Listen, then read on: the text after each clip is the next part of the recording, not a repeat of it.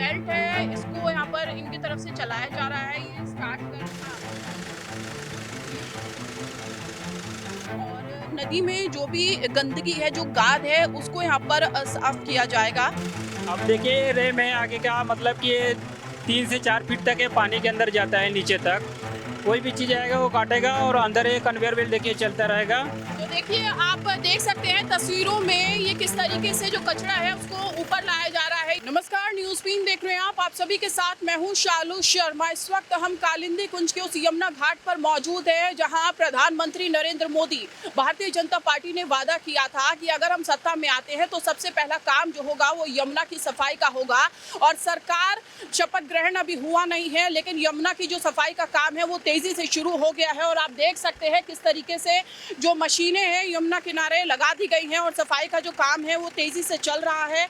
और आम आदमी पार्टी की तरफ से जमकर घेराव भी भारतीय जनता पार्टी का किया गया था।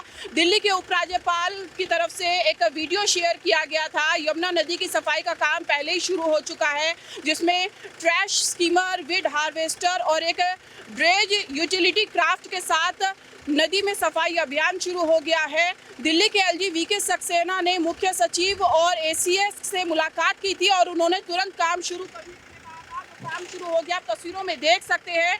ये 4 चरणों में काम होगा। दिल्ली के उपराज्यपाल कार्यालय का ये कहना था कि इस मुद्दे से व्यापक रूप से निपटने के लिए एक 4 स्तरीय रणनीति बनाई गई है। इसमें नदी को साफ करने के लिए अलग अलग चरण में काम किया जाएगा। जो कुछ इस प्रकार से है, सबसे पहले यमुना नदी की जो धारा में कचरा और गाद है उसको हटाया जाएगा। इसके साथ ही नजफगढ़ ड्रेन, सप्लीमेंट्री ड्रेन और अन्य सभी प्रमुख नालों में सफाई अभियान शुरू किया जाएगा। साथ ही मौजूदा एसटीपी पर उनकी क्षमता और आउटपुट के संदर्भ में निगरानी भी रखी जाएगी। निर्माण के संदर्भ में एक समयबद्ध योजना लगभग 400 एमजीडी सीवर के उपचार की वास्तविक कमी को पूरा करने के लिए नई एनसीटीपी लगाई जाएगी। और अधिकारियों को कड़े निर्देश यहां पर दिए गए हैं कि लगभग 3 सालों में नदी की सफाई का लक्ष्य रखने वाले इस महत्वाकांक्षी योजना के कार्यान्वयन के लिए विभिन्न एजेंसियों और विभागों के बीच निर्बाध समन्वय की आवश्यकता होगी, जिसमें कि डीजेबी, आई&एफसीडी, पर्यावरण विभाग, पीडब्ल्यूडी और डीडीए शामिल है। इसके अलावा दिल्ली प्रदूषण नियंत्रण समिति भी उच्चतम स्तर पर निगरानी करेगी। तो आप तस्वीरों में देख सकते हैं किस तरीके से जो सफाई अभियान है वो जोरों पर है।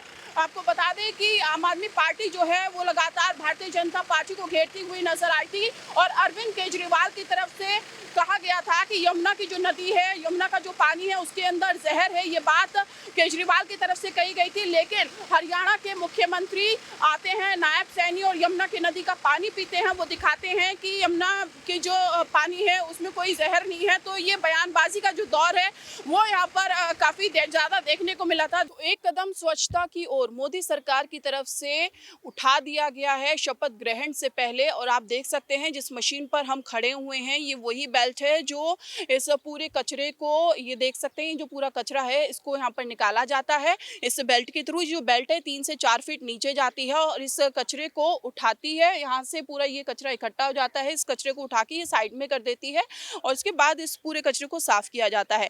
देखिए दिल्ली विधानसभा चुनाव में जो मुद्दा रहा था वो यमुना की सफाई का था। सबसे पहला मुद्दा ही यहाँ पर ये था और सरकार बनते ही, पूर्ण बहुमत की सरकार बनते ही भारतीय जनता पार्टी ने जो अपना काम है, जो वादा दिल्ली की जनता से किया था वो यहाँ पर वो पूरा करती हुई नजर आ रही है।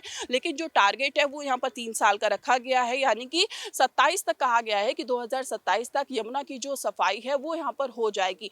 और आम आदमी पार्टी और भारतीय जनता पार्टी में जो वाद विवाद है वो भी देखा गया था। आरोप प्रत्यारोप का जो दौर है वो भी यहाँ पर खूब हुआ था।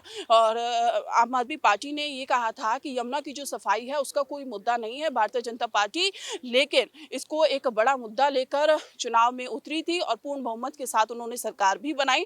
अब यहाँ पर देखने वाली बात यहाँ पर ये रहेगी कि ये जो यमुना की सफाई का जो टारगेट 2027 तक लेकर चल रही है भारतीय जनता पार्टी, वो कितनी जल्दी वो पूर्ण कर पाती है।